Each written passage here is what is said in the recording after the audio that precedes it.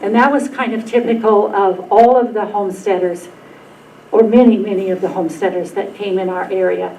They may have another business, they may have they didn't just come to be farmers, they came to get the land because that's so important. And it was so important to so many of them because the old-fashioned thing was that the oldest child, especially the oldest boy, got the land that was already in the family.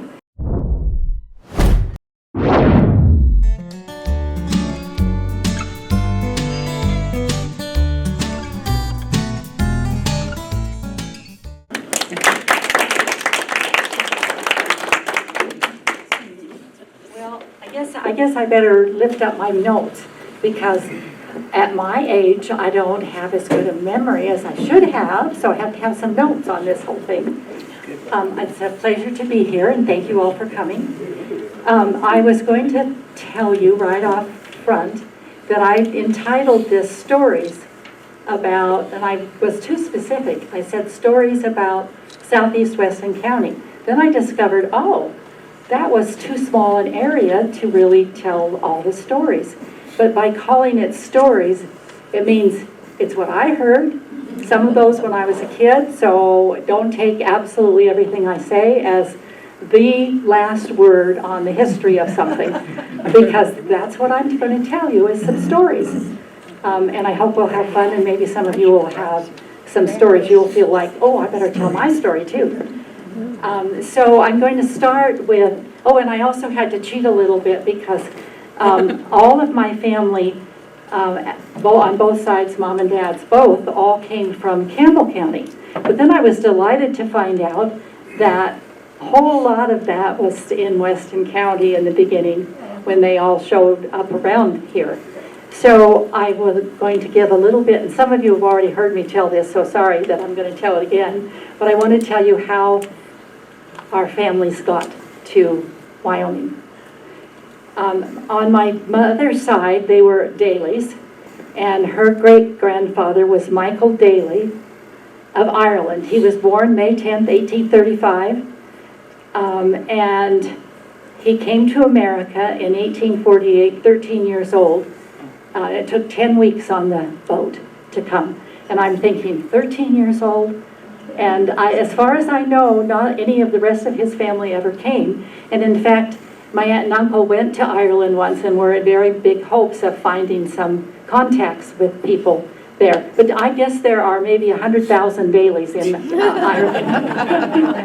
And so they never ran onto anybody or found anything that was, it was County Cork, so they were at least down to at least some kind of a place that they could find about, but they didn't. And he got married to a Mary Ann Hyde from Walpole, New Hampshire. And they moved to Beloit, Kansas with 8 children, and a 9th was born in Kansas. So then my great-grandfather was one of those children, and he came to Wyoming in 1886.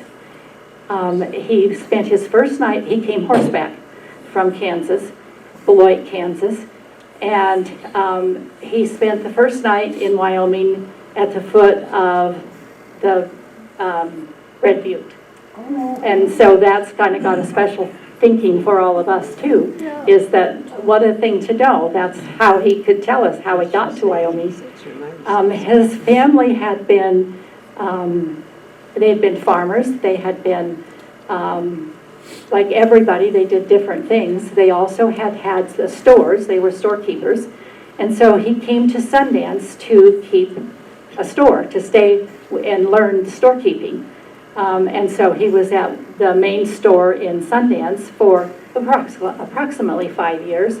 And it's interesting because this is a little story. This is not probably actual, I mean, it may not be a fact, but he was acquainted with the man who came to be known as the Sundance Kid, because he was also came to Sundance about that time. And while he was in Sundance and he came in 1886, just the same as my great-grandfather did. And later on, when he went on to become a big, outlaw.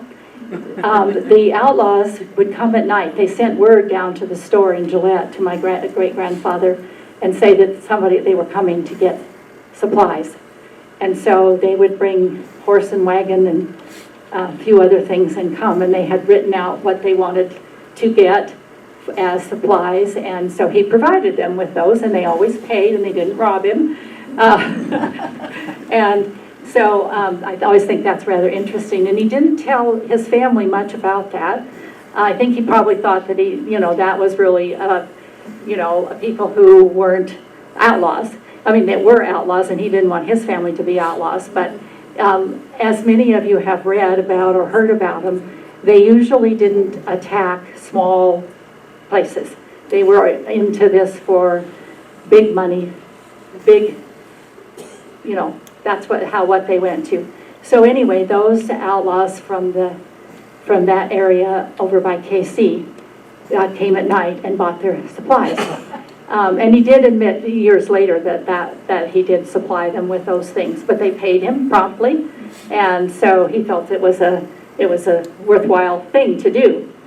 But I always think that's kind of funny, and I know that the Sundance Kid got his name because he got arrested in 1886 after he'd been there a little while for stealing a man's horse and saddle. And so he was maybe not such a good person to know, but he had a lot of personality, as they depicted in the movie. I think that I've read, my readings say that they really did have a lot of personality.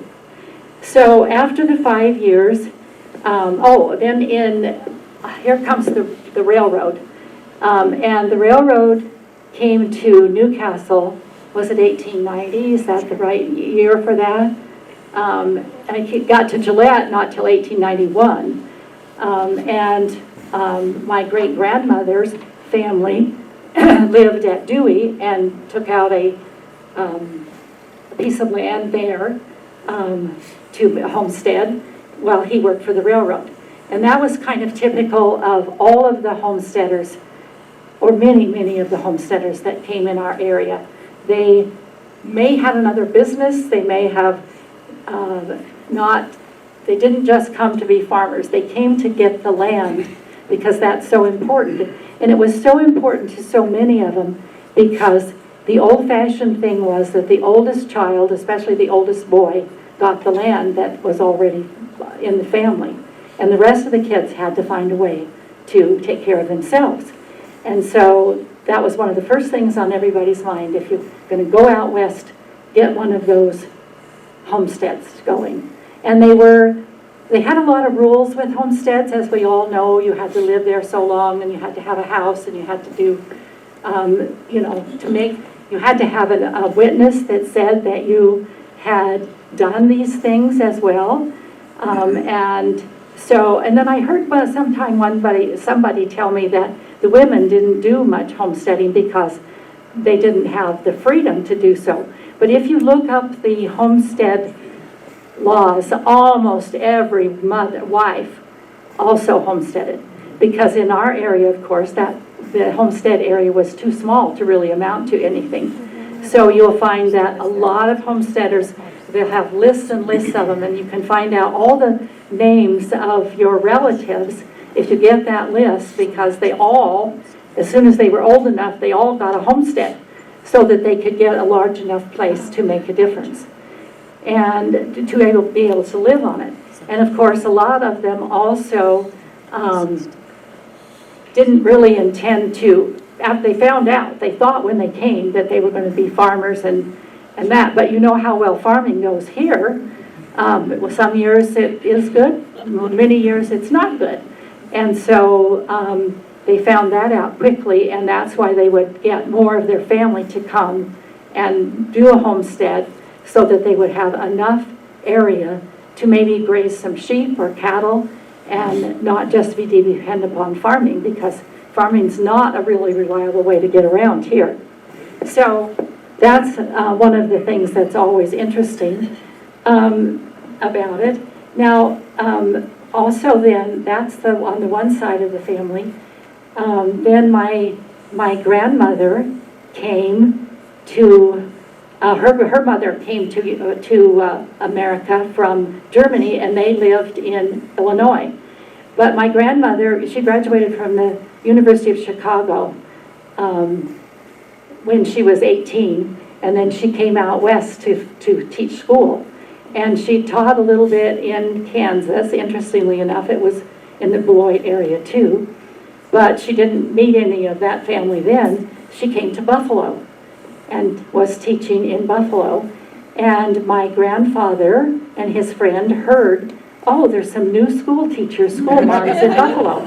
Now, all of the places, we always think, well, they're, it's a long way away. Would you know if there was a new school mom in Buffalo? Well, I wouldn't, but they did. And even without interstate and so on, they did a lot of travel. It's amazing how many times they traveled. Anyway, the two men got their horses and went to Buffalo to the dance. And funny things are that they each married one of those two women that were the new school marms in Buffalo. So we always laughed at that. And my grandmother said, well, my grandfather was wearing a purple silk shirt that night. And it was really, it was pretty cool. And we also have a letter that she wrote to her family because they went ahead and got married very soon. And she sent the letter to her family and giving them the reasons why she had basically sort off with this guy. Anyway, so that's kind of a funny side note too. And then I brought along some pictures of the things that were in my family at that time. These pictures right here are pictures of my great-grandfather's store in Gillette. And this is when the Indians came down. And they had a big celebration, a big dance and things at this one. You know what the date would be approximately? 1909 is when that picture was taken. And this one has a lot of horses in it. People, of course, came that way. Let's see what this says. There also shows on here the Buffalo Hump Saloon, north of the Daly Brothers store. So where would that location be now? That's Montgomery. Do you know where the Montgomery bar is in Gillette? Of course she does.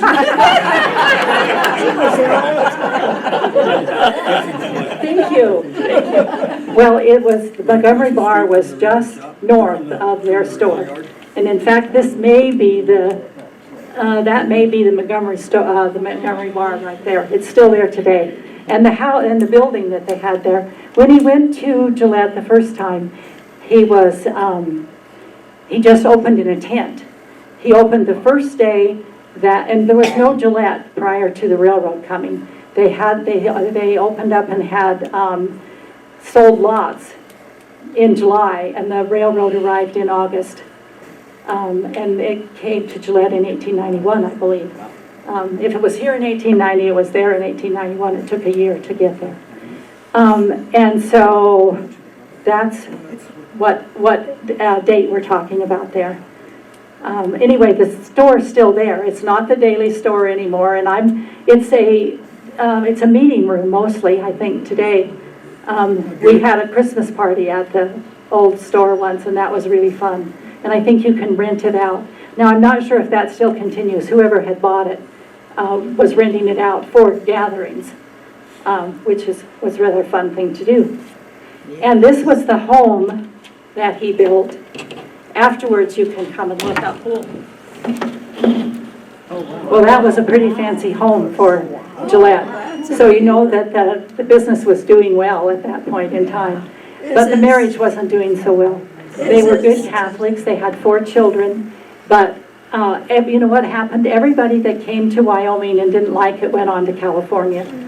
That's my made-up part. In addition to the weekly printed version of the newsletter journal, we also promote our community and share important information on our award-winning website, newslj.com, and in our weekly email newsletter, Nuke Now. We also connect with readers through various social media platforms and invite you to check us out on Facebook, Twitter, and Instagram. You can even take a look at a recent meeting of the City Council, School Board, or County Commission on our YouTube channel. We do hope that you will go to newslj.com and subscribe today, and we look forward to making all of our great content available to you. But regardless of your level of support, we thank you from the bottom of our hearts for doing your part to preserve a free and independent local press. But that's what she wanted to do. She wanted to go to California. It was, anyway, she thought it wasn't good enough to have her girls be in a little place like Gillette, Wyoming, and all these cowboys around and all that stuff. She wasn't keen on that. So she up and went to California and took the girls. And so the big fancy house that he had built for her was kind of a sore point for a little while. But then when it became Campbell County, and we're not positive exactly of the year that it became Campbell County. Does anybody know when they changed? Prior to that, it was in Weston County. But when they changed and reorganized them, was probably about, I'm going to say 1913, 15, somewhere along in there. They sold that to the county for the courthouse.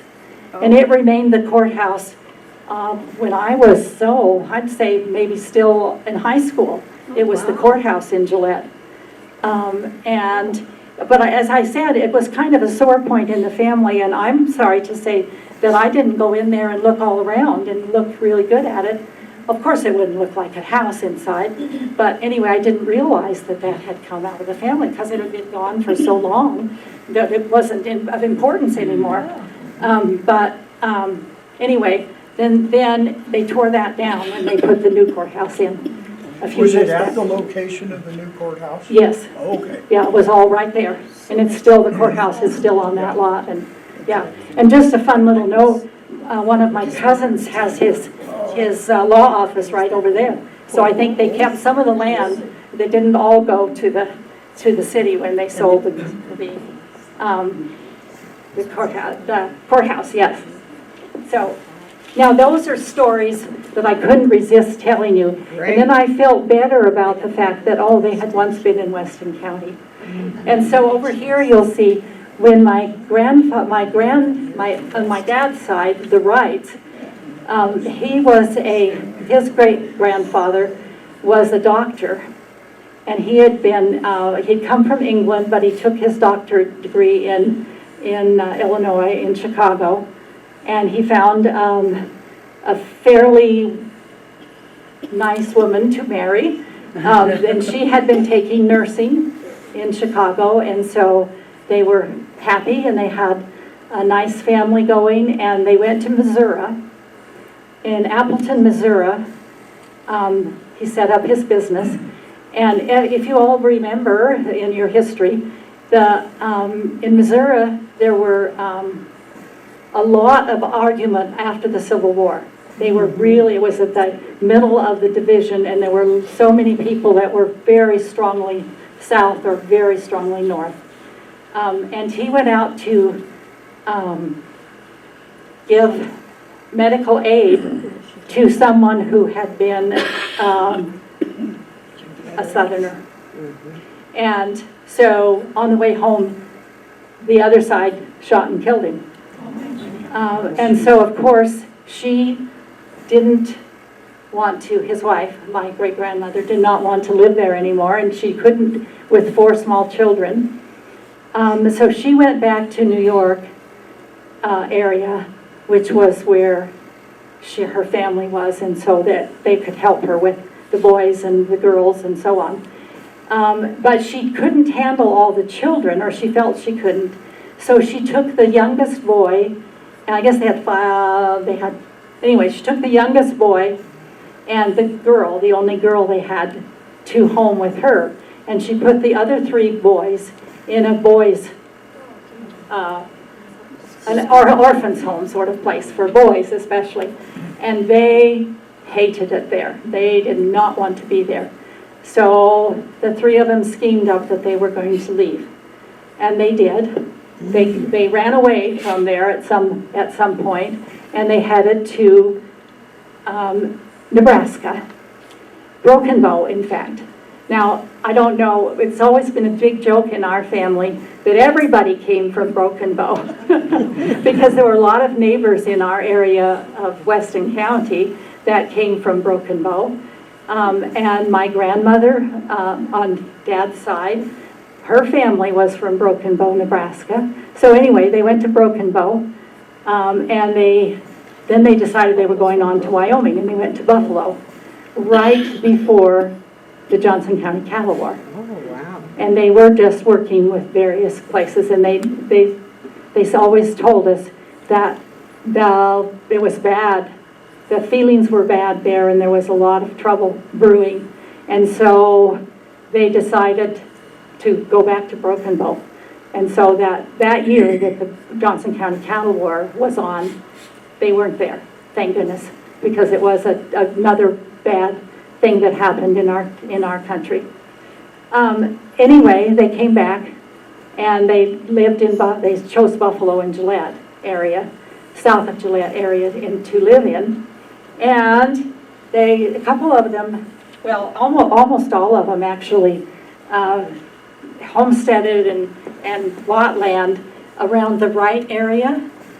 And so this is the document that after one of the boys had gotten married and had a family and had a ranch there, that there were a lot of people in the whole area. They needed a post office. And so his house, his ranch house, became the post office for Wright, Wyoming. In Weston County, Wyoming. It was still part of Weston County. And you'll see that this is a copy of the document that he had to have to be the postmaster. The town of Wright today is still named after Wright, Wyoming. And it's also on the land that belonged to several different ones of them. My grandfather had a piece of land there, right where Wright is, and my dad's uncle, my great uncle, his family was all over the Wright area, and he sold most of the land that was on his ranch, and he sold a lot of that to the town. As you know, it was kind of a company town, and so they purchased quite a bit of that. And I don't know who decided it was going to be Wright again, but as soon as they decided it was going to be Wright, the family was able to dig up and show that there had been a Wright there before. So I managed to get all that in because it wasn't in southeastern Weston County, but it was in Weston County, so I managed to squeeze that in, so you had to listen to that story too. Question? What was the name of the folks down around Wright that owned so much of that? Do you know? Marquis? Oh, those would have been Marquis's, okay. Yeah, sorry, I'm pretty sure that's, Yeah, yeah. that's Yeah, exactly okay. right. yeah, you've got relations like that. That's right. Yes, you do, yes, yeah. Yeah, the Marquises and the Wrights had a lot of that land. And there's a big, long line of Wrights. I won't even begin to bore you with the great uncles and the great aunts and because there's quite a string of them too. They were, they were big in southern Weston County, but anyway, southern Campbell County too. So that tells you what we did. I think I might have missed, I told you that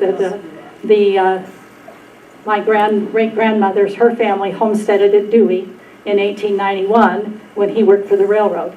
And then they moved on after that. So I thought that it would be kind of fun just to whip through a group of names, maybe I'll whip through a group of names of people who lived out south in the area and who were in the history of our area. There were a lot of Copelands, and I don't know how many of you know Copelands. There were Barlands, Vogels, Fitzgeralds, Morgans. W.G. Morgan had a homestead out that way. Amanettas had several homesteads out that way before they got into the car business. Schumacher, I think it was called Schumacher. Earl Bedell, Hinses, Washburns, And that's one interesting kind of thing. The Washburns were also related to the Meads, or the McCoubrys, which we're going to talk about a little later. That's the big story of this. Washburns actually had their homestead up fairly close to town, and they came out, he walked home to lunch every day. And if you look at that, it's quite a walk. He was in good condition to do that, because it's over the hill out south here and down the way a little ways. And so that's one of the things that I always think is real interesting. There was a family named Green was their name, and they had a rather sad incident that happened. Their homestead is up close to where the Dexters lived. I don't know how many of you knew Harry Dexter, but that's they're related to the Copelands as well, and so on, and also to the Johnsons. I know Johnson's a real common name, but the Johnsons that lived here for a long time, they were all related to the Copelands. Anyway, there is a unmarked grave somewhere out there near the Green homestead. Now, unfortunately, that was one of the homesteads that had an old house on it, and unfortunately, the lightning struck very near that old house and burnt it before we were able to stop the fire. So it's not so easy to find that place. But somewhere there is a buried young man, a little boy, who got killed by a rattlesnake. And his mom wanted the grave to be outside her window so she could look out and see him. Once we had some hunters that thought that they could tell where there was a grave, that they could do it like you do water. And they did that for us, and so Donna and I had marked the area where we think that the grave might be. But it's never been dug up, or, I don't think that probably will happen. But anyway, it's a thing to know that that did happen. That's one of the things that happened in the homestead days. The children especially had a problem. Yep. The Austins were there. We go back, the Carrs were there, and they have many, many Carr families. The Baldwins were out in that vicinity. And they actually, they work in with the other family that I'm going to be telling you about. But Baines, Joyce Dietrich's family, lived out in that area, and for years and years they lived there. I don't know if I've missed everybody. Austins, Moyers, Hansons, Sitzmas, Whitneys, Ethel and Bert Hutt, Sedgwicks and Marchants were all out in that area as well. Fillingers, Zerps, and Gaskells. All those people did do a lot of homesteading out in there. And that, just to take a sidelight, there's even things that are in southern Weston County that are earlier than that are very interesting. There were a lot of Indians that traveled along Beaver Creek. And there's a trail even that you can kind of see where they always came out. A lot of times the Indians would come. So the story is, I don't know if it's history or not, but the story is that we have is that they use those trails that are out there because they would go back down to Nebraska area in the winter, and then they would start coming back up north in the summer. And so the Travois, we call it the Travois Trail, because the Travois was the thing they hauled behind them with the tins. And speaking of the tents that the Indians used, there are quite a few rock places, rock circles, right? And that's very interesting too.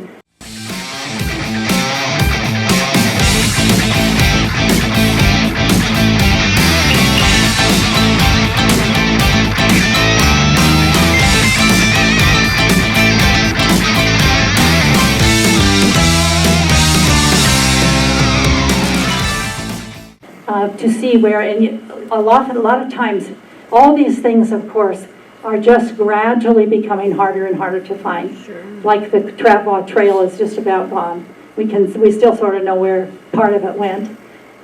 Same way with all the teepee rings. There's many teepee rings in our area, and there are also the rock stacks. Now, some of the story was that those rocks that are stacked up on the buttes out in that area were done by the Indians. But we don't really know, and maybe the Zerps can answer that question, can you? Maybe the Zerps did it. Anyway, the other story, Rhonda. I heard a lot of times that they were, some of the stone shawnees that were stacked up were done by sheep herders. Yes, Also. I was just about, that was the next part of my story. Sorry. Was, were they Indian?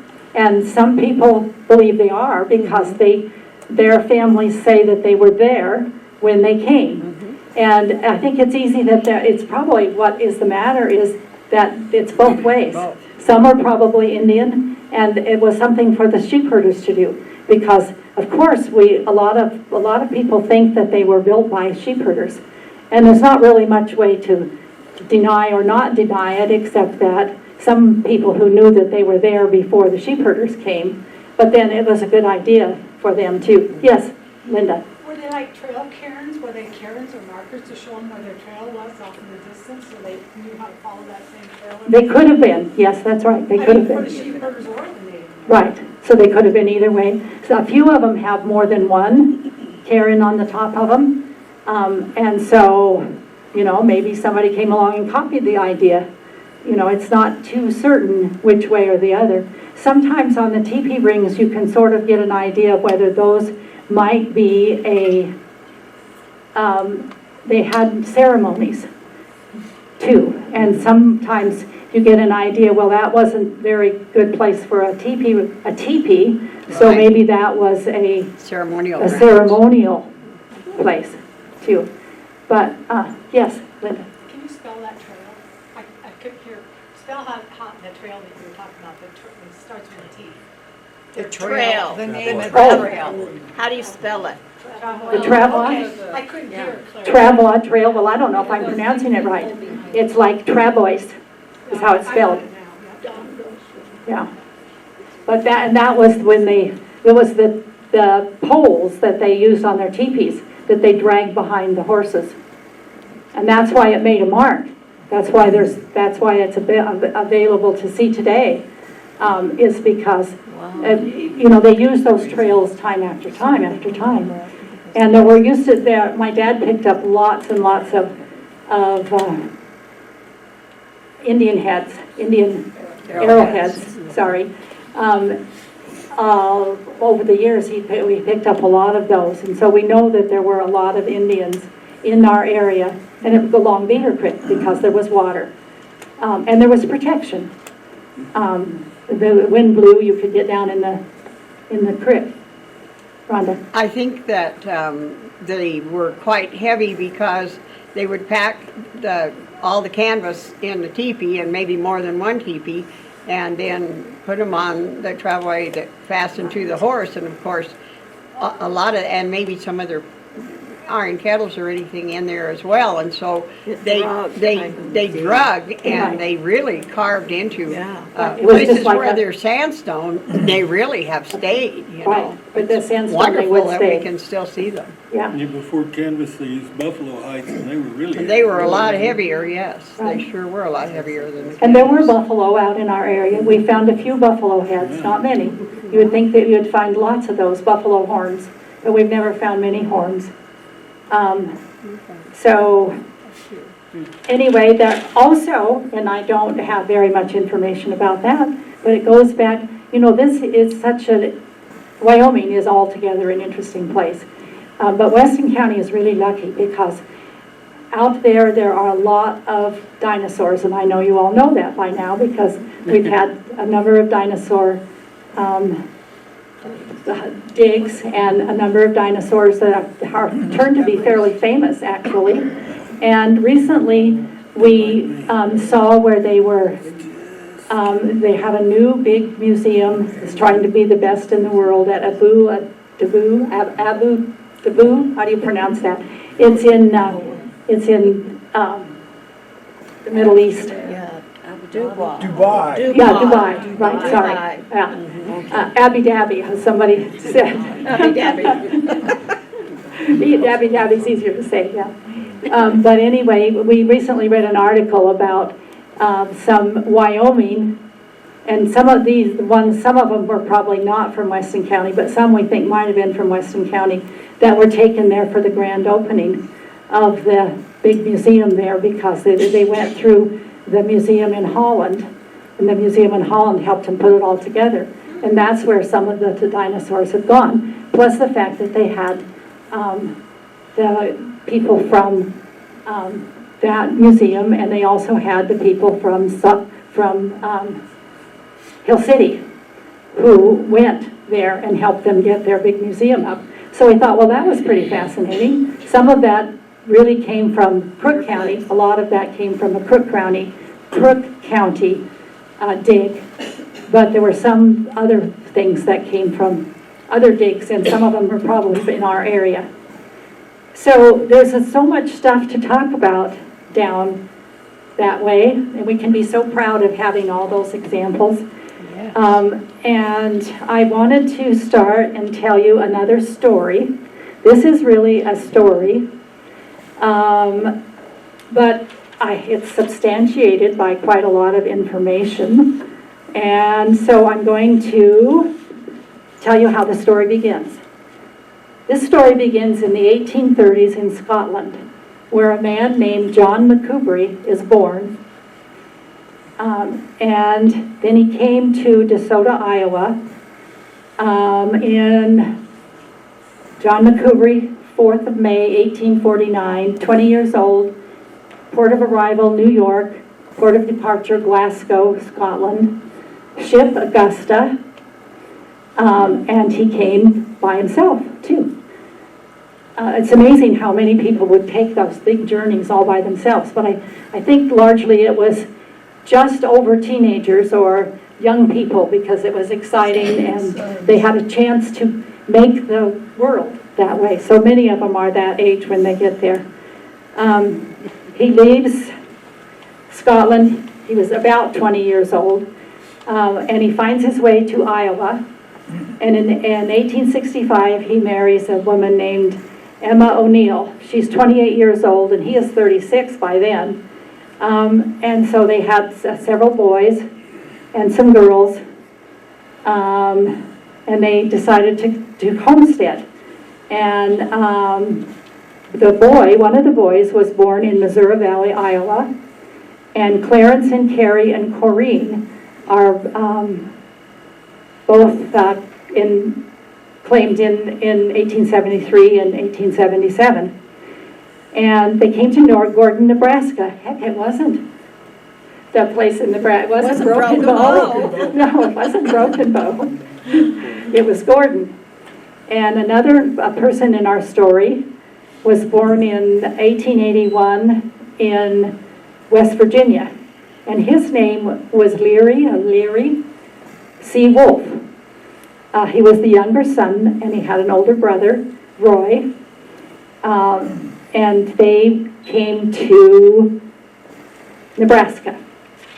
And that family came just about the same time as the McCoubrys came. And Kearney, Nebraska was where the Wolves made their place. And many, many homesteaders, as I said, were in Nebraska at this time. That was the stopping place on the way to the west. And maybe on the way to California, but they hadn't decided that yet. But the McCoubrys moved to Hot Springs in 1896.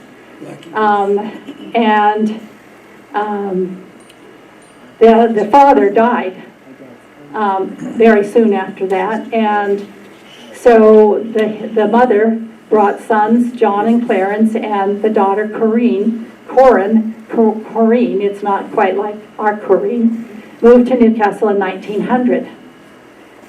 And another person who enters our story at this point was Marie Baker. She was 13. I have this information, but I've been figuring it out, and I don't know if they did very accurate. They still maybe don't do real accurate checks on everybody because a lot of the ages don't really match up. But she was approximately 13 years old in 1900. And they moved up and lived on the prairie area. And maybe a lot of you can remember those people.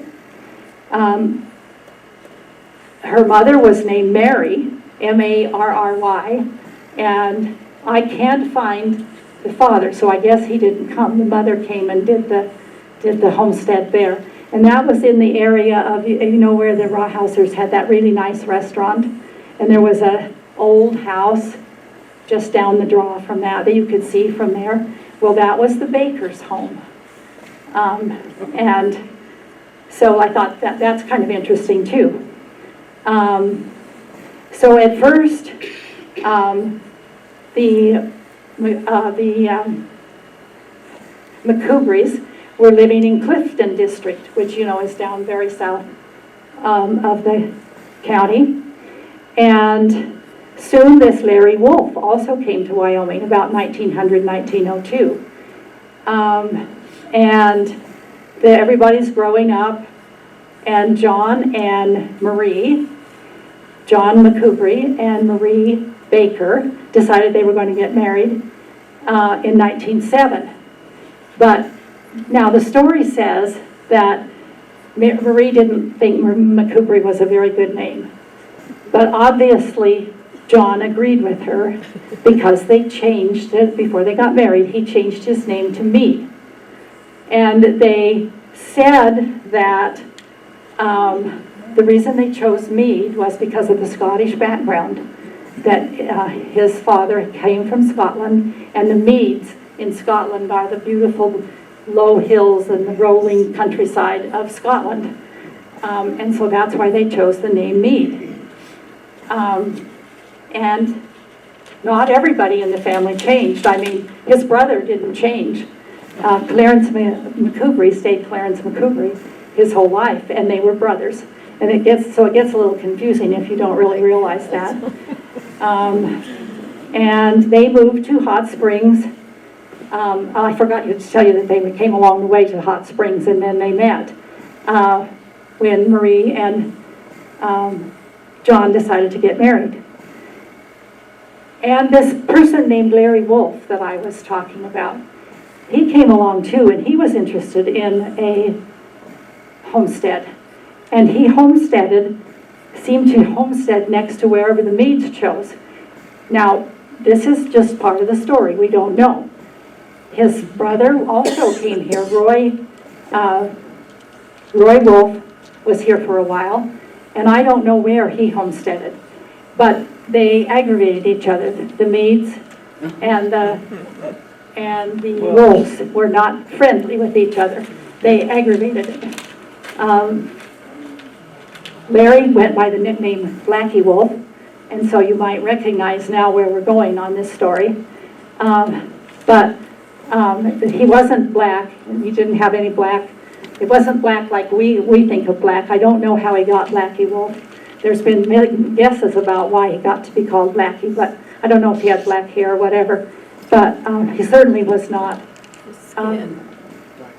He wasn't a black person, right? So the McCoubrys and Meads had a ranch at today.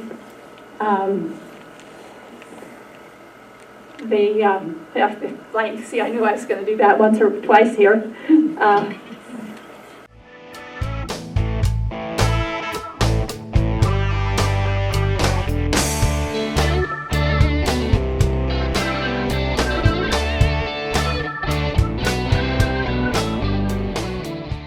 Oh dear. So really well-known people, and I know them really well, and I'm suddenly blank about them. Anyway, on down the creek from us is where they started to homestead. They were really into homesteading. They homesteaded and as many places as they could find, and as many times as they could do it. Now, a lot of people believe that you couldn't do it more than once, but there's just a million people who homesteaded over and over again in all different places.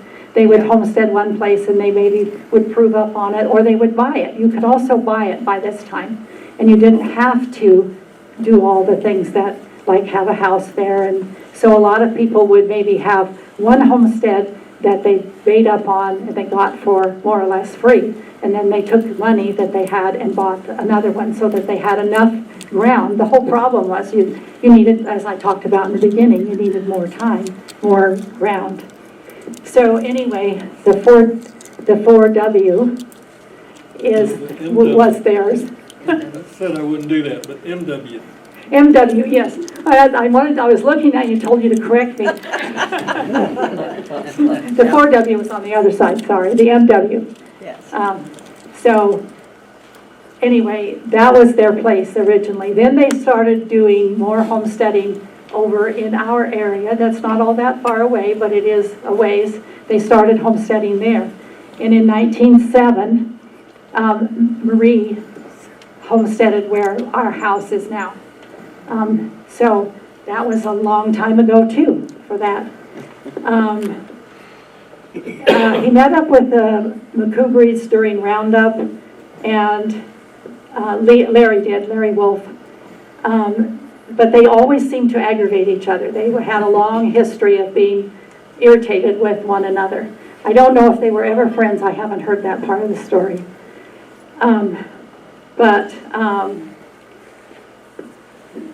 The McCoubry-Meade family was trying to stake out a vast territory for their family, with all in filing homesteads. That wasn't an unusual thing to do, but it was, maybe it aggravated some people. They also got into the oil business because all of a sudden now at the beginning of the 20s, oil became a thing here.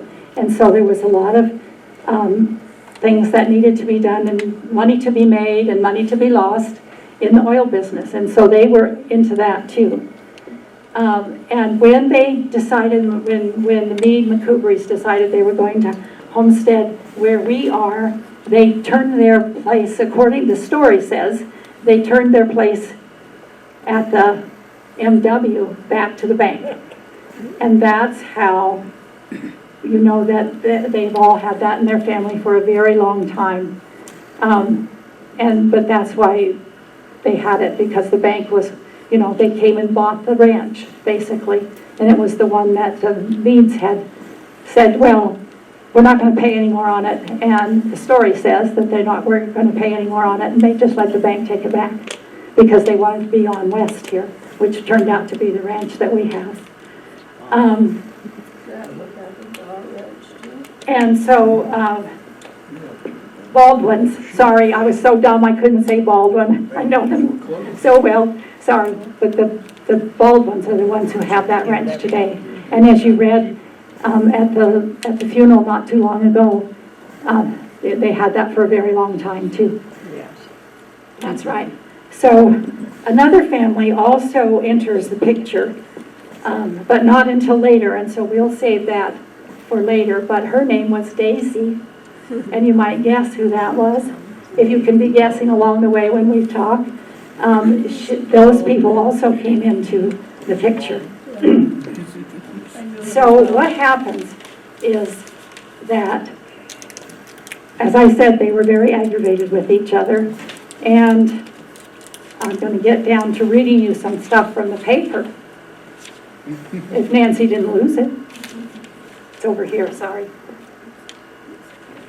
This was the big news of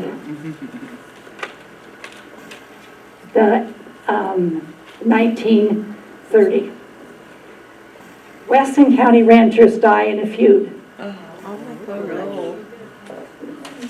And this is the major story that I wanted to tell you about, because it's interesting, it's sad, but it's typical of what could have gone on and did go on in many places. I actually had a relative who also died, was shot to death in an argument over the line, over the fence. Was the fence in the right place or not?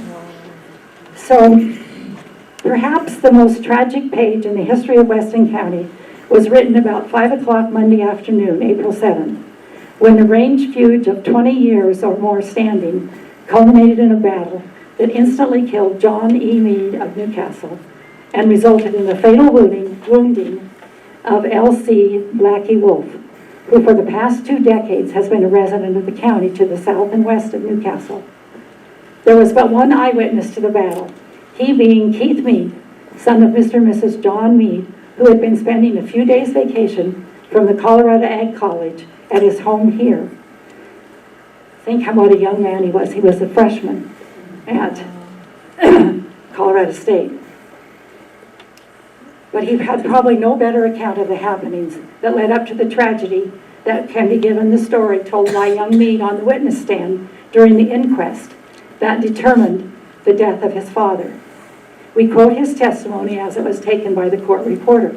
And it's real interesting when you get into wanting to read the actual materials here.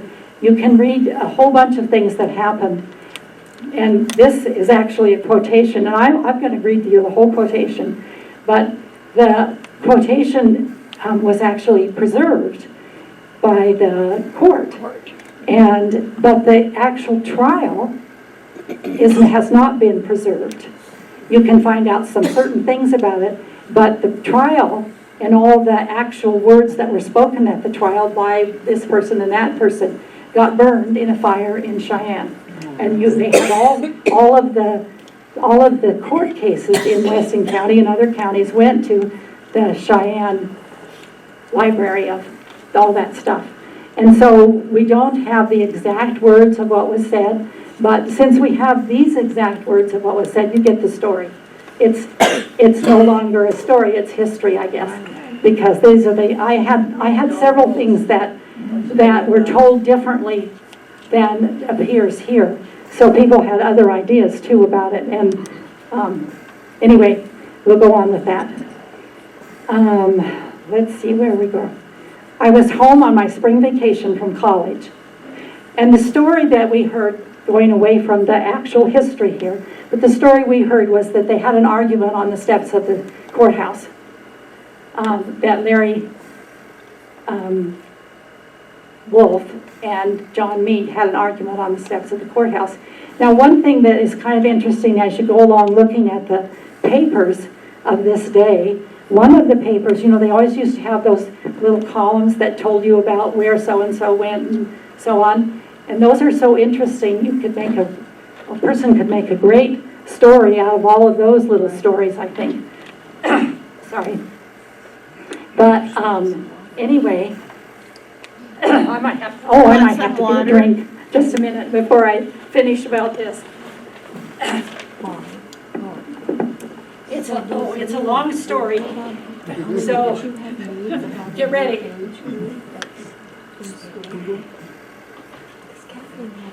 And by the way, this picture is a picture of our ranch. This weekend I took it, but it's the barn that the Meades built in 1920, sometime along about that.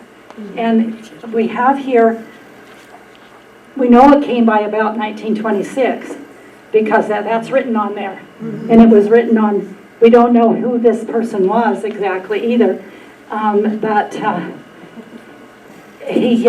we think he was probably a shearer or a sheep herder, one of the two. And he wrote his name and the year. So we know that for sure that was there by 1926. We think it was probably earlier, probably about 15 or so. And the house that Tom and Kay live in, it was built in 1916. And while it's been expanded a little bit and reworked and so on, it's still, you can see that it's the house that Meades built. And it's interesting because it was built by Montgomery Ward order. We always hear about Sears houses, and I know when Tom found the place that says Montgomery Ward, we were surprised because we thought it might have been a Sears house, but no, it's a Montgomery Ward house. And it has beautiful wood in the living room, and they preserved that. And there was a house in Newcastle that Meads owned too, that was similar in style too, to that. And those were built before this tragic accident, this tragic thing came about. Okay, so this was in April 10th of 1930, and the incident happened on the 7th of 1930, April 7th of 1930. So we're going to go now to see what Keith had to say.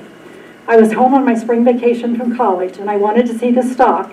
About 3 o'clock in the afternoon, my dad came around and got me, and we started over there to the cow camp. We came to town, and Dad gave me a list of groceries to take out to the camp. I got the groceries and went down to the hardware store and also got some stuff for the camp. I imagine it was about 3:15 that we left town and went out to the camp. The first gate we came to in our pasture was wide open and laid back over the fence and laid up permanently so you could see that it was done by someone. We went on down to the camp and saw our rider, Kenneth Montgomery, and talked to him for a while. We then drove around through the cattle and around the pasture. Coming back, we noticed a track as we came on the road going down to the camp, but it went on straight across the place. So we thought that we would follow it, and then we got over to the other side of the pasture. The gate was open in the same way, and some cattle had drifted in there, some stuff that should have been on the outside. On following this track, we got up on the first rise. We noticed a car, and just as it saw us coming, it drove off. We came out on the other road at Robert Dixon's. This road goes to Hampshire, and as soon as we had driven down about a mile, we came out to the side of the road. Okay, and as soon as we had driven down about a mile, we came up over a rise and met Blackie Wolf. He pulled out to the side of the road and was going slow. And as soon as I noticed who it was, he had a different car than I knew him to have. I thought he had a Chevrolet. I noticed a gun in his hand, and he was pulling down on us. So I turned my car right into him and stopped him. He started shooting, and I think shot Dad once before he got out of the car. Dad got out one side of the car, and I got out on the other. Dad went around to the back of the car, and Wolf just kept shooting at him. I guess he forgot me, and I jumped in through the window of his car and got him by the wrist, in through the window of his car. He had a gun in each hand when I jumped on the side of his car, and Dad was coming to the other side of Blackie's car. And when he seen that I had his wrist, said, "Get him, Keith," and then he fell. We scuffled there in the car, and I tapped him on the head with one of the guns he held in his hand. He rolled out of the car, and I had the automatic that I had knocked out of his hand, and he came around my car and tried to get inside. I suppose he thought that we had some guns in there, and I knocked him out of there. That is possibly when I knocked him out, and then I tied his hands. I didn't think that he had killed Dad, and so I went back to where he was, and then I saw that he was dead. I started to the nearest phone, and on the way back, I met Gerald Dixon. He had some women, and one fainted when I told them that Blackie had shot Dad. I went on down to Cook's and tried to phone. They had their phone disconnected, so we connected the phone up, and I called up the sheriff and my mother, and then I took Cook back with me to the car and left him there, and then I came on into town. The new store. This is the one-stop shop. We have a pharmacy. We have a bootlegger's liquor. The deli, the food that you can get at a lunchtime is so amazing. The coffee shop. Certain Friday mornings, there's 30 people sitting here in all these chairs. This is the hub for people to come and visit, have their coffee, have their donuts. It's amazing what this area has done. Totally amazing.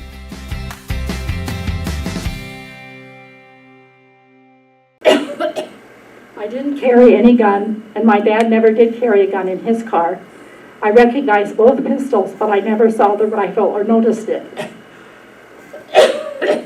Sorry. And did he try to shoot you? Yes. He shot me in the car. Thank you. Lifesaver. Yep, thank you. Okay, I saw.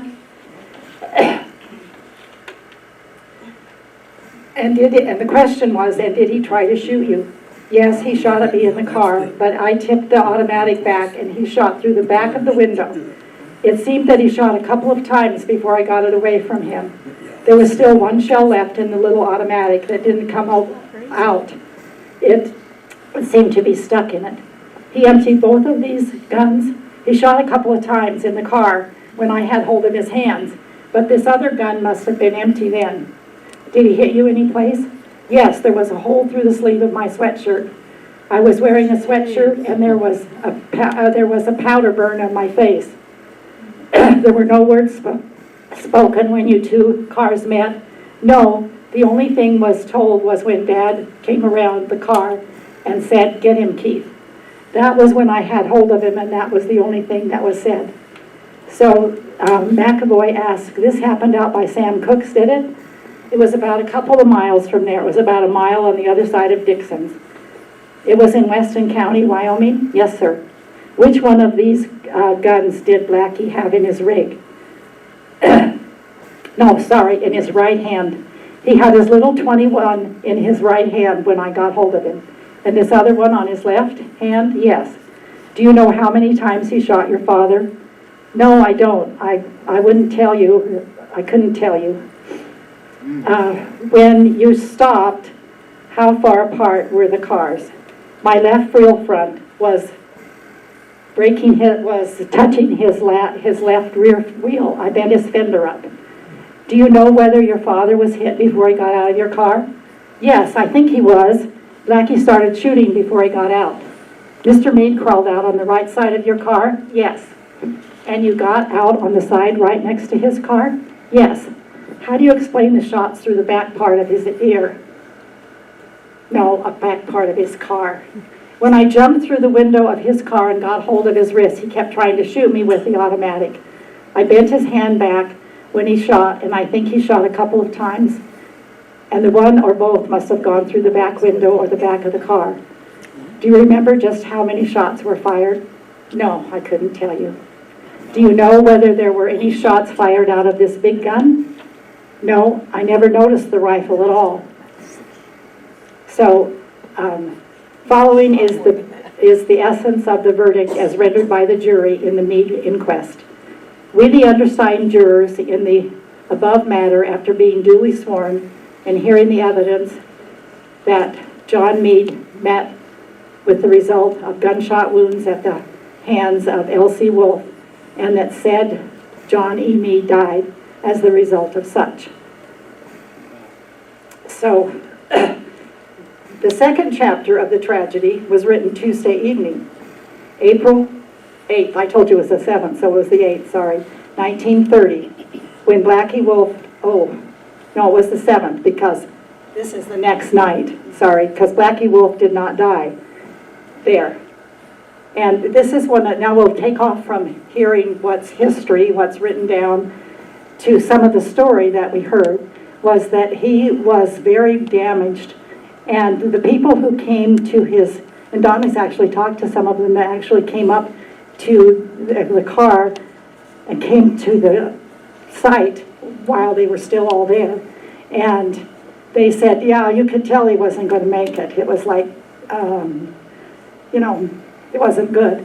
And one of the oddest things that we heard as a story, and I've never gotten anything about it in the papers or in the information that we have from the court, but supposedly when the sheriff came, they lifted him out and put him on the fender of the car, this being Blackie Wolf, and drove him to town. And he had to drive. He didn't drive back to the highway and drive to town. It was the old road didn't go that way. He went down by the Morrises, and that's where we heard the story that they saw him laying on the fender of the car. And so that seems like kind of a funny thing to happen. But I don't know. They probably didn't have any place to put him or something. I don't know. And I don't know if it's a story, if it's just a story either. I heard it from a fairly good source, but Barb. Don Baldwin told that story too, and I don't know if he was just telling stories or if he had real evidence, but he told about the on the fender. Of the car too, yeah. So there, when Don says that too, and we heard it from the other side of the county, it must have been something that happened. My mother said the same thing, that they hauled him in on the car fender. Car. And I believe that she and Cecil were in town when they came up. into town. And there began to be a buzz around town what was happening, you know, and that there'd been a shooting and that this car was coming into town. And so they, you know, everybody naturally went out to look and see. Right. And that was what she had always said. Yeah. Well, Nancy, didn't earlier you say that this happened on the courthouse? They had just had an argument on the courthouse. Oh, the argument. The argument was on the courthouse, and they Oh, both okay. left. Okay, Sorry, okay. I probably didn't make that Well, real no, clear. I probably And misunderstood. that doesn't show up in any of these any of these articles from the paper. That doesn't show up. But the hearsay They had was. that argument, but, Hearsay was that a lot Right. of people heard him have the argument, or overseas saw them have the yeah. argument. And this was quite an issue. As you can imagine, there's what it looked like on the paper. Wow. And it continued for months to be something that everybody was Hotly debated. up in arms about. There's an obituary here on the same page of John Meade. And there's a place somewhere in here where the newspaper makes the comment that once again the rules weren't followed, that they should have left the bodies there until the coroner had time to come out and look at everything as it fell there. And that, you know, it surely wouldn't have, apparently there's some other issue. They also hadn't waited till the coroner came because they said this is the second time it's happened in, you know, so long a time. So there was lots of discussion, there was lots of ideas, and it was kind of an interesting thing. The Meads were very well liked in town and had many friends in town, and Larry, or Blackie, had many friends in the country. And it was almost a division between town and country of what should happen and who should be tried and etc. And Larry's brother, Roy, came from Nebraska and was, of course, he took Larry back home. He's buried in Nebraska. He didn't die, though, until, I think, 30 hours later before he actually died. And so some of the people who were sworn to come to the trial were the doctors. And I assume that those are things that I have no record of what they said, because all of that was at the trial, not at, this was the coroner's trial, to see if there was enough evidence to send that to a court.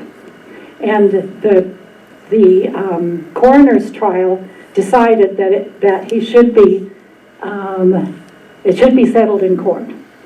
And they didn't actually, interestingly enough, they didn't actually say, and maybe they don't say at those, at coroner's juries, they decide whether there's enough evidence to go to trial. And that's all they have to decide. They don't have to decide whether you're guilty or not guilty. And so they charged Keith Meade with all three forms of murder. Murder in the first degree, murder in the second degree, and manslaughter. Read Blackie. Well, Blackie's No. dead. Blackie was dead. So It are we was doing Keith, Keith? the son. Okay. Yeah.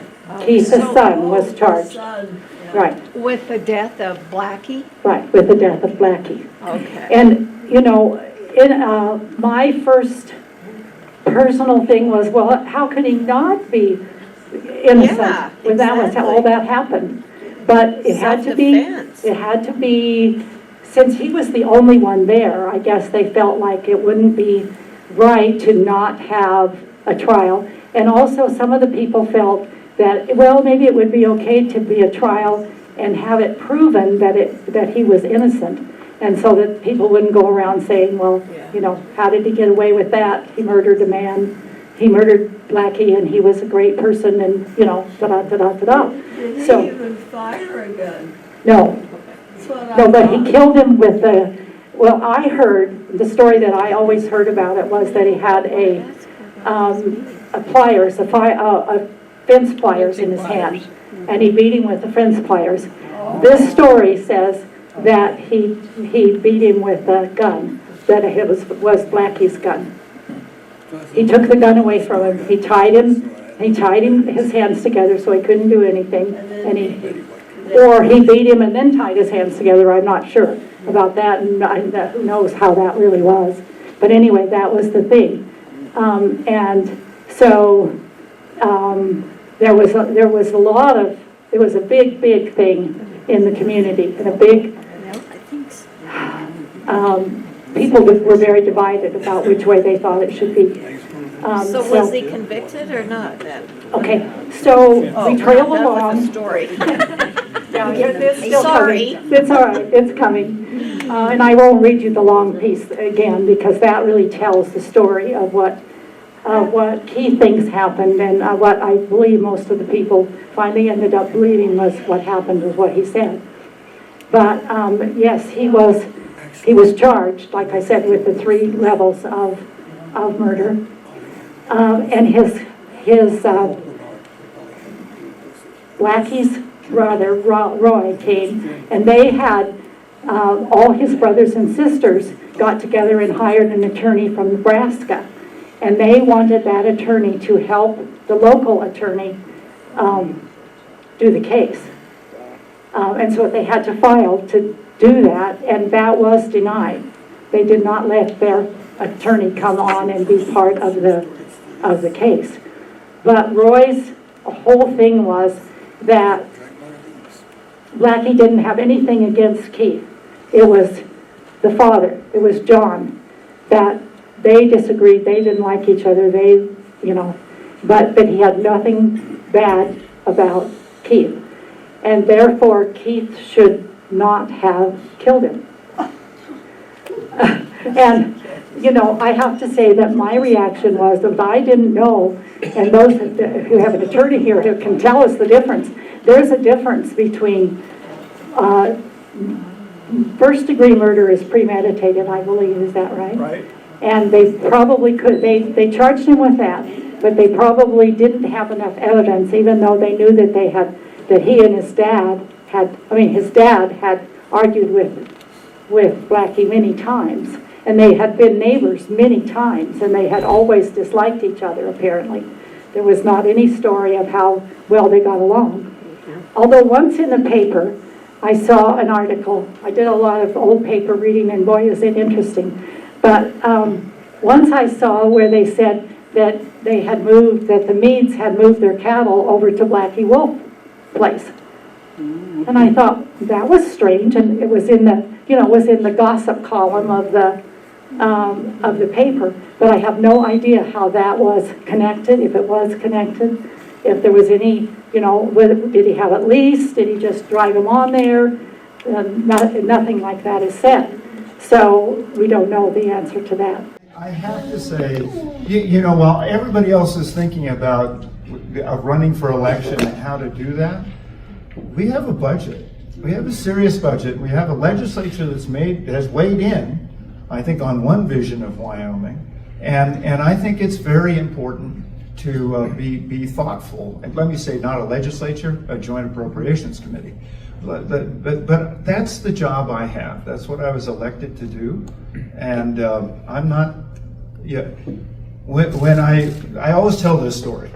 So Dad told me to go water the chickens, and so I spent the entire morning figuring out a way I didn't have to carry the pails of water over to the chickens. And at noon, he said, "So, did you get the chickens watered?" And I said, "I got this really cool thing, Dad."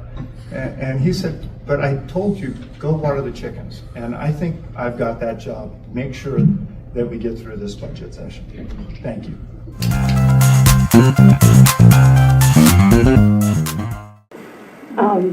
So anyway, then they went on and they As I said, he got out on $3,000 bail, Keith did, and it continues on into the fall, and you have more articles and more papers about what's going on. And if you can find out, the only thing that we're curious about, you can find out who was on the jury, but Clyde Bain, not Clyde Bain, who was the insurance guy down here, His father, but Clyde Bain he told Don he was on the trial, on the jury, and I could not find his name anywhere on the jury either. So I finally decided he must have been on this first jury, but I finally read the names of the people on that, and he wasn't either. So I don't know I don't know if there was some other particular thing or whatever. He had to be an alternate. Oh, that's what Dominic decided. He had to be an alternate. I think old Clyde Senior was an alternate. Oh, he was an alternate, right, okay. I- So that settles that part of the story that I wasn't sure of that. But it had to be something like that because the alternate hears all they has do. to be ready to take over. Yeah. But anyway, then on, let's get there, sorry. I've got all this paperwork here. Maybe I should, both the Upton paper and the Newcastle paper ran articles about it. So you have quite a number of articles here about what happens, how it goes. Most of the stories are fairly contiguous. There's not many things that say anything different. But the final result was, well, they said, here's the one that says, but it was always in the paper. It must have been terribly embarrassing to see your name in the paper for murder that whole time. Now it says Meade's fate is in the hands of jury, and this was November 20th of 1930. So a lot of the year had passed by. And then on the November 27th, 1930, it says, young Meade not guilty. The jury exonerates the lad who slew father's slayer. It's funny about the language they use too. Yes. When we went to press last Thursday noon, we stated that the jury in the Meade murder trial was still out and that they seemed to stand 10-2 for acquittal. And I thought that was interesting that the paper was guessing what that was. But anyway, it's not mine. 2 hours later, they came to an agreement of not guilty, made their verdict known to the court, and were then discharged. From start to finish during the trial that lasted 4 days, the courtroom in Newcastle was crowded to the doors. And in fact, one of these articles mentions that the court was very nice in allowing people to stand along the wall and in every corner, and they didn't keep people from coming to the trial and standing in the hall. The prosecution is, in closing argument, asked only that the youth be punished for second-degree murder, although he was charged with first degree. The defense relied almost wholly on Meade's own testimony Wednesday as its side of the case was presented. From the witness stand, Meade said Larry C. Blackie Wolf, rancher for whose death he was tried, fired 5 shots at him and his father, John Meade, prominent Wyoming stockman, when they met on the prairie west of here last April 7th. His father, young Meade said, fell fatally wounded with 5 bullets in him, and Wolf then turned the guns on the youth. Meade said he had wrested the revolvers from Wolf and then attempted to place the rancher under arrest, but he resisted, and Meade struck him in self-defense. It was the defense contention that the killing was justified under a Wyoming law, which permits a witness to make an arrest if a crime is committed. Meade then told of summoning authorities. Deputy Sheriff Elmer Quick was called by the defense to be a witness and told of finding the body of Meade. He said Wolf was unconscious nearby and had been badly beaten. Wolf died the next night. Young Meade said ill feeling had existed between his father and Wolf for years. The cause of their enmity, which pioneers said at the time of the shooting was over range troubles, was not brought out by the testimony. So that still we don't know, really. Anyway, that was the end of the story, except that, of course, John was a young man. He went on and lived a good life. He left Weston County for quite a while because of the feelings, the different feelings of people. And I think that after all this publicity, you truly want to get away for that. He eventually married, had 3 children, a boy and 2 girls. They graduated from Newcastle High School. Because they were like Kathleen's age. Yes, that's Yes. right. They were in Kathleen's Yes. class. Both the son, well, almost everyone is not alive anymore, has died. One of the daughters is still alive and lives over in South Dakota. And I think his sister is also, Keith's sister, is also now passed away. When I first started getting the facts about this was a story we heard, of course, from childhood, and with many ideas of what the lessons learned here are. I guess we can all guess what the lessons are, but I called the sister and talked to her. She lived this was Keith's sister. She lived in Oregon and Washington area, I think.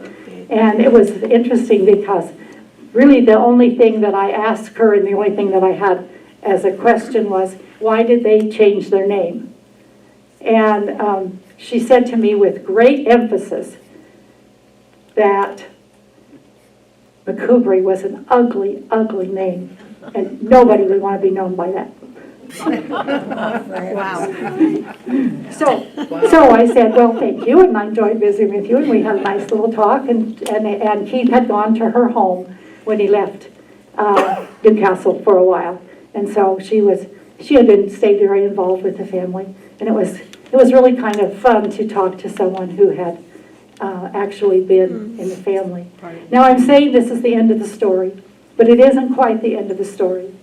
After a while, Keith came back home and was running the ranch. And of course his uncle was getting older, and I think Clarence McCoubry was kind of tired of the whole thing. So Ty and Daisy Thomas, I remember I told you there was going to be somebody else in this story. They bought half of it with Keith. And so then it was called, one of those maps right over there says Black Hills Sheep Company. And then this one, that was when McCoubry was still there. And then this one shows Thomas and Mead. It was named Thomas and Mead Ranch for quite some time. They actually, the Ty and Daisy actually worked and lived at this, and they lived in town, but they worked and spent time, and their daughter also spent time out at the ranch too. And so that was for another, a number of years. Anyway, what year did I say, Donnelly, can you remember what year they bought it? No. I can't either right now, but it's here. If you want to know, I can dig it up out of this stuff.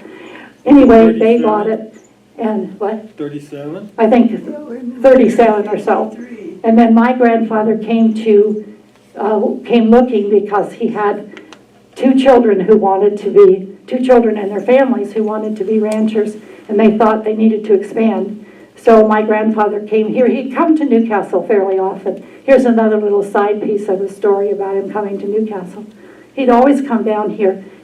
He was, as a young man, he came to when the Catholic Church got a new bell maybe the whole church was new, I'm not too sure about it, this being a story. It was a story my grandfather loved telling. He's always said that he did the ceremony, he preached the ceremony at the church when they put the new bell in. And that the point of him telling the story and stuff was to tell us that they dropped the bell on his fingers. Oh, no. As they were putting it up and down on there, so you can imagine what kind of thing he preached. They also went out that day to a swimming party, sort of where that was a lake there, a reservoir, where the road, the highway goes up the hill from here. In that area there was a lake, and it was a swimming lake, and he dived in and hurt his neck real badly. He always said he broke his neck in Newcastle. Rhonda. Another little tidbit, a lot of the community knows this, I guess, but Ty and Daisy's daughter, Dell Thomas, then married my half-brother, R.C. Donaldson. I'd forgotten that. Yeah, they were married here in Newcastle, and we have movies of the wedding at the Methodist Church, and I was the flower girl when I was 3 years old, so it was 1948 when they got married. Wow. That's cool. Yeah. That's another little tie to the Thomases. That's right, yeah. And Daisy was actually born and came from Texas. Yeah, she did. And, yeah, Yes. that's kind of interesting too. Yes, she had quite a history of as a ranch woman, cowgirl. Right, she did. And she also did a homestead. Yep. Yeah. And Ty was always liked to do ranching. He did other things. He worked for the railroad for many years. Ty Thomas was mayor. And he was mayor, of yes. Newcastle for a long time. She visited with the mayor in England of Newcastle on Tyne. Yes. And so that was a story. But I remember when we first moved here, this killing was still a story. And that was 1953. Yes, I bet it was, because it really stirred the community up. Oh, yes. Yeah. Yes. So anyway, my grandfather bought the ranch, and it turned out to be great for us. And so up here I have a couple pictures, and then I'm just about done. So if you all have some other things you want to say, I'm going to give you a chance here in a minute. But the pictures here are, I took this picture a couple days ago. This is the barn as it looks like today, and it's celebrating its 100th birthday, at least 100th birthday. Wow. Because we know that it's at least 100 years old, because this person named J.S. Romero was there in 1926. Now we think that he was probably, we think that he was probably either a sheep herder, because they had lots of sheep, or he was a shearer, because they had lots of sheep. They had cattle and sheep. But at least we have some kind of evidence that it was there in 1926, and we know the house was there in 1960. So when did you buy that? Or My grandfather and my dad bought it in 1947, 1 year before I was born. Okay. So now it's been, and that's actually, I think it's kind of interesting. So many ranches, not all, of course, but lots of ranches have changed hands, and they were always, like Ty was always buying a ranch, Ty Thomas was always buying one, and then he sold it, and then he bought another one, and so on. That was also very common, because people were trying to get the most, they were trying to make money, basically. And so, but actually this ranch has only had two owners, the Meads and the Kubrys, and the Dailies and the Wrights. So that's kind of a fun thing. Yes, it And is. O'Donnell's in that too. I said except for parts of it. Well, right, except for parts of it, that's right. So anyway, that's kind of the end of the story. Thank you. I've got lots of, do you need a mic? No, I just wanted to say a couple of things. One, my dad was always, and might have had something to do with this, was always a big advocate of the coroner's inquest. Because he said this is a good way to get all of what happened in these things out on the table. And if there are no charges that are filed out of it, at least people have a record of why.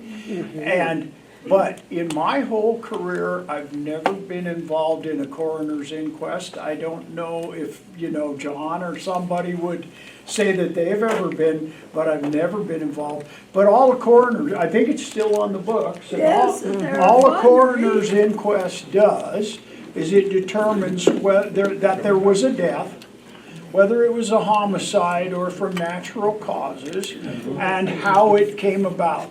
So there are no charges or anything. It's just about making the record of the death and who was involved in getting it down on paper. This place is full of, you can tell the people that like to be with old people because they really take care of you good and are very kind. Twice a day, every day, the activities people have an organized activity that's always interesting.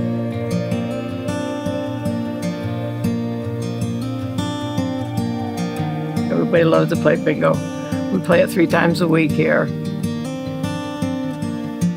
We also have ceramics that you can paint.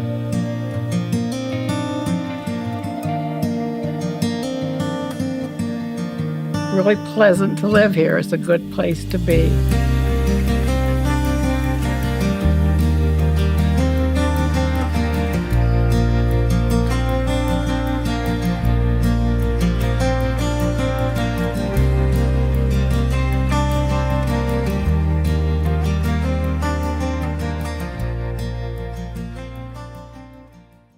And plus, it was soon enough after. And quickly after, so you don't have to have a long preparation and get representation. Now, obviously Keith could have claimed his Fifth Amendment rights. He didn't have to testify at the coroner's inquest, but he did apparently because he felt that was, and it turned out okay for him. Court at a coroner? I think The coroner's inquest, the presiding officer is typically the county coroner.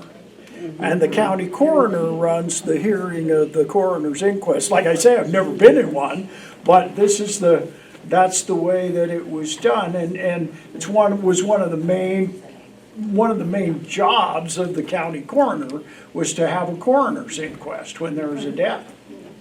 I know the last one we had in Weston County was the ranch hand that worked for Carolyn Scout. They had a coroner's inquest on that. Wasn't Dick involved in that case? No, I think this was after Dick. But Dick and my dad Well, both somebody had together. A young lot of man them. shot this big guy that was coming after him. Oh, that was was way that? back in Upton and when I was No, a that kid. was out on This is 450. more recent. But that one shooting, Anyway, Since we've moved back here, so I we remember now we are the old county. Yeah, I imagine that your dad way. was coroner a lot of like, a lot of the with time. your and Yeah, your with my dad dad was. being Yeah. county attorney or Yeah. something, yeah. So how did when your grandfather and father came and bought the meat place? Where'd they come from? Gillette? Gillette, yeah. Yeah, my grandfather, well, my great-grandfather had started the ranch.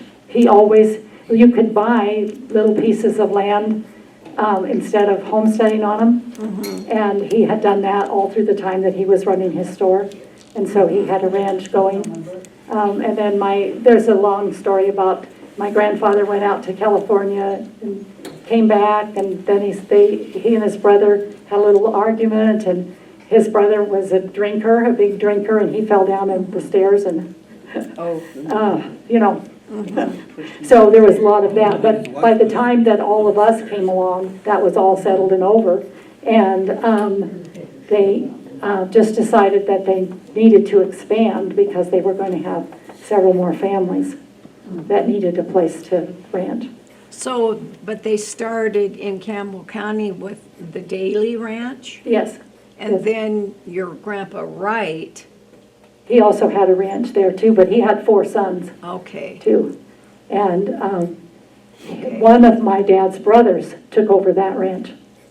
He eventually sold it to the mine because that ranch was in the mining area around they lived just west of Wright. So did your parents meet in Gillette? Yes. Right. Yep. She was In the, well, my dad got a summer job out to the Daily Ranch one summer. So they got to know each other better, and then high school, they were in high school together. Yeah. I got one for you, Nancy. There's some property up around the Mallow Camp area to the north up there. A lot of locals refer to it as the Mead Place. Is this the same family? Yes. And who would have settled it? Well, I think it was probably the Cooks. Not the Cooks, sorry. Baker. Baker. That's what got Baker the cook. But I think that was the Baker place, and the Bakers had that up there. And then also, I think that, well, Keith and Tom and Meads had, no, Ty and Keith, when they had it, they expanded as much as they could too. But some of that was hard years too. They had to go, all this happened in 1930. And then the 30s were dry, and there were a lot of that. And during the Depression, they killed a lot of cattle. And I had written down somewhere how many cattle they killed in Weston County. What the government did was it came and bought the cattle and sheep for a low price, but at least they could get rid of them. They couldn't even sell during the Depression. People weren't even buying. And then they bought a lot of animals. And they bought at my grandfather's too. And he was so angry after that because they bought the sheep and paid him for it. And then they killed them all.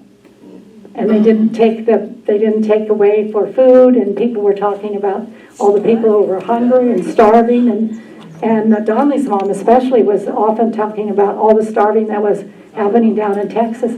The government didn't bother. I think it was too expensive, and it took a lot of labor to get cattle and sheep butchered and alleviate the suffering of the livestock was the thing that was on the ranchers' minds, I believe, Right. I mean, if you've got your cattle are starving to death out in the pasture, you've got to do something, and you're not going to let that. No rancher's going to let that.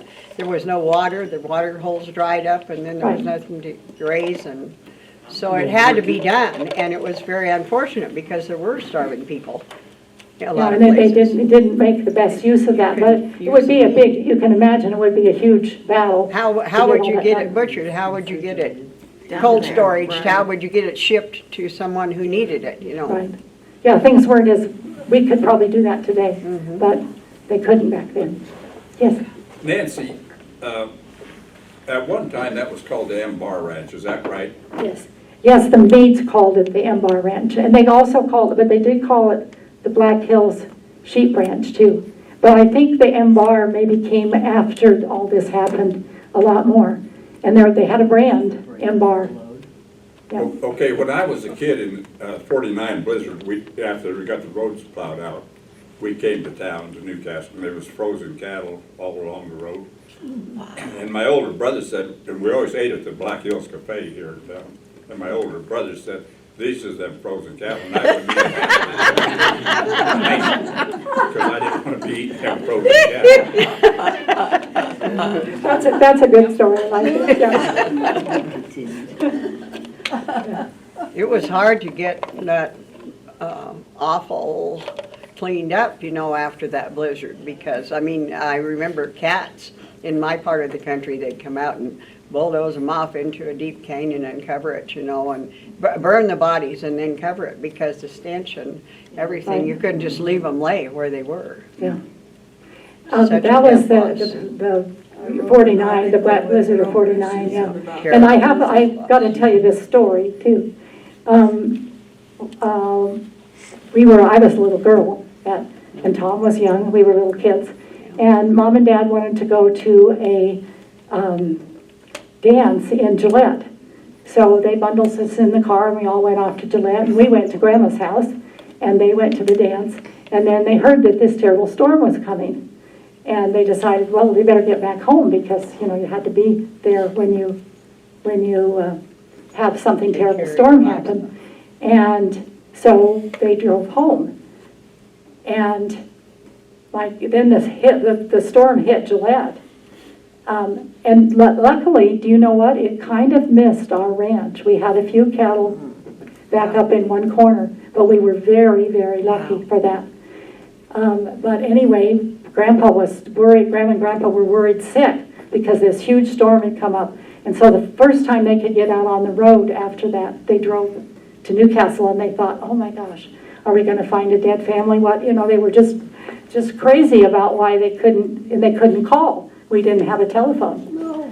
And so right after that, my grandfather said, I'm never doing that again. You're going to have a phone here. So they built a telephone line to town because there wasn't really any other call for it in our area at that time. And so for a long time, for a number of years, we owned our own line, and we had a place where it hooked in out here at the edge of town. And so if the phone was out, guess who got to go? You couldn't call the telephone company because oftentimes maybe my dad did call and see if it was hooked up. But most often they came, they had to go get it. Even after Darnell and I got married, I can see him making a face because he had to go repair the phone line because the lightning hits it, car runs into it, the wood gets old, it falls down. So when we finally got a real phone, it went underground. So that was kind of fun and exciting to have it go underground. It's even better yet now. Cell phones. Yeah, the cell phone now. But I think that was always interesting that, and we would never have gotten that phone for that quick if that storm hadn't come along and made my grandfather absolutely crazy about, he just said, I'm not going to do that again. I'm not going to worry that. And he came down often. They had their own room in our house because they spent a lot of time there. Was it a telephone line along the fence, the top wire of the fence, or was it on regular telephone poles? It was on a telephone pole, yeah. And they did catch the electricity, lightning, very, very easily. We didn't have electricity out there till I was 8 years old because in that area, there's a long way down there. It's like our mail route today. The mail route today is extremely long, and it's hard to get someone who wants to run that mail route because it's so long, because you go down. And so the same thing was true. They were starting to put more electricity in, but we had to wait till the REA was ready to do it because no company would spend the money to run out that far. And several of the people who were on that line, who lived on beyond us, did not take electricity at that point yet. It was later that they went ahead and got electricity. So that whole area was kind of late getting electricity. And we had a wind charger at our house. That was something that's slightly higher than a windmill. We had batteries in the basement, and so every time the wind blew, it would make electricity that could go into the batteries.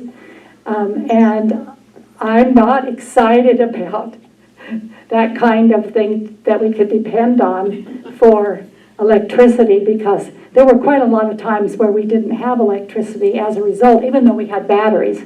It wasn't like the windmill that just shuts off when there's no wind. Well, our thing didn't go round, but we still had that in the batteries. But we had to be always very careful about how much light we needed, how much was left on. And we always kept lanterns so that we could have light with a kerosene lantern. And we never used much in the fall because we didn't used to get much wind. And also we wanted to have Christmas lights on our Christmas tree.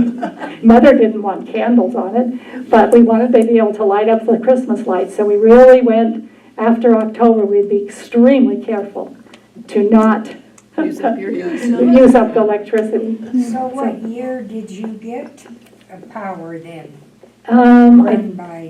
Let's see, I was 8. Oh, so I was born in 47. 48, sorry. 48? Yeah. That's when they got it up north, was 1954. Yeah, that's, And I think that's always interesting that we were one of the last places, I think, in the U.S. to get electricity because Donley's mom, and so I don't know, but she had never lived in a place that didn't have electricity, and she lived out in the country in Texas too. Well, still, she moved out there in 46, so. Yeah, but they didn't have electricity yet then, did they? Oh, no, that's when they called No, it. but Right. she was born in 15, and I'm sure Right. they didn't have electricity in 15 out there. Right.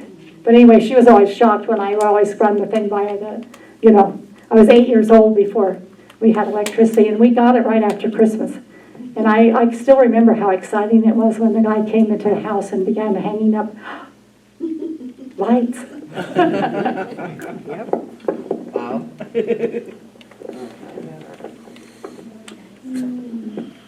Is that it? Oh, thank you all. I appreciate Thank you. it. You've been a good audience. And I hope you had a good time.